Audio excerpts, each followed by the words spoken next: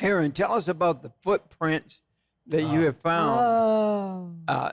Do the footprint structures appear in the Bible? So that's a very good question. What's interesting is not just the fact that you find an archaeological finding that proves the veracity of the Bible. The next stage is to look at the finding and see how it even enriches our understanding of the scriptures. And Professor Adam Zertal, when he surveys Samaria in the 1970s, 80s, 90s, he finds a very mysterious foot-shaped enclosure in Samaria and the Jordan Valley, which he doesn't know what it is, but he knows that it's Israelite. He knows that it belongs to the time of Joshua.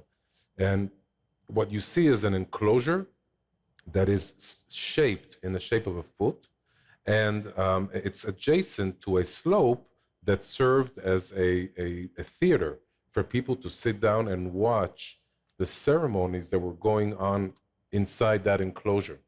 The enclosure has an outline that could be a procession road where people would walk around, and it also has an altar. It has subdivisions inside the foot structure. And so Adam Zertal was very curious. He said, if this is such a huge structure, this is like 3 football courts, this is really big. If the Israelites invested so much energy in building these structures, they have to appear in the Bible. So he's opening the Bible. This is interesting. He finds something, and then he goes to the Bible to better understand what it is. And so he opens the Bible, and he's looking for the worshiping sites of the Israelites at the time of Joshua. And a name comes up, the word Gilgal. Okay? We've all read the word Gilgal coming up. We see that the Israelites are coming into the land of Israel. And before conquering Jericho, they're circumcising at Gilgal of Jericho. They're crowning King Saul at Gilgal.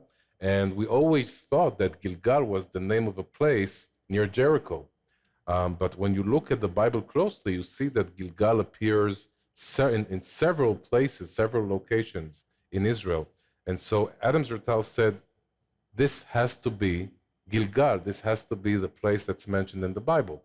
And if I'm correct, then there's another Gilgal waiting to be found on the border between Benjamin and Judah. If I'm able to find another enclosure like that, I will prove scientifically that my theory that these are the biblical Gilgal, this will be true. And so he takes satellite footage and he looks in the area of the tribe of Judah and Benjamin, and at a certain point he can't believe his eyes. He actually was able to identify another enclosure, another footprint structure, and that finally proved his theory that these footprint structures are Gilgal, and he actually wrote a book about it. It's called The Footsteps of God. And what's interesting is that after finding this, by the way, one of these structures is also around Joshua's altar. In other words, the Israelites, the reason why they built this enclosure is to sanctify a certain area versus the other places that are not holy, that are not important. This is the only place where only the high priests could go in, or the judges or the important people. And so suddenly these insights are coming to Adam Zertal. How do you say in Hebrew a feast? Passover, Sukkot, Pentecost, Tabernacles, these are all the 3 feasts. How do you call them in Hebrew? In the Bible, they're called regel. Regel means a foot in Hebrew. Okay? Now we understand why. When the Israelites worshipped God during those feasts, they went to the foot to worship God. Okay? That was the foot. Another thing, how do you say a holiday in Hebrew? A holiday is a chag. Chag means in Hebrew to circle.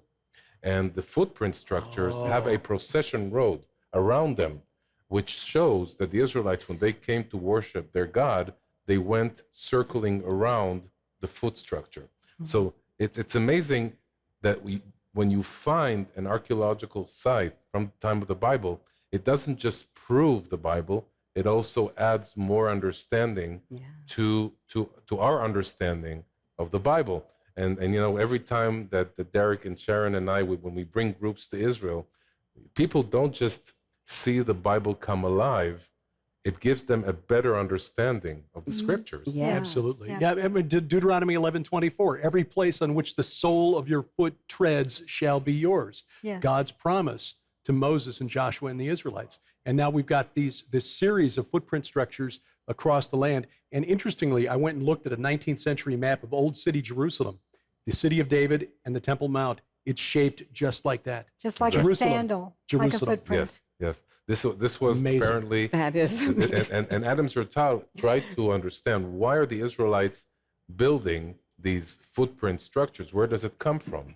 And he went to the Egyptian culture, because that's where the Israelites are coming from. And he sees that the foot of Pharaoh was a very important thing in the Egyptian culture. It showed the Egyptian conquest of lands. It showed the control of Pharaoh over the other nations. And when you look at the book of Joshua, you see that the main theme is the Israelite conquest of Canaan. So when the Israelites are building these foot-shaped structures, what they're actually saying is, this belongs to us. Yep. This is their way of saying it belongs to God. These footprint structures are God's feet. And when we read the Bible, we see that the Bible constantly says that the earth is God's footstool. Right. This is where God puts his feet. Jerusalem, Mount Zion, is the place where God puts his feet.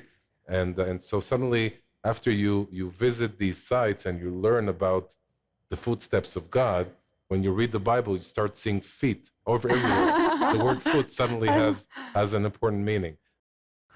If you want to see more content like this, like, share, subscribe, and go to watchjimbakkershow.com.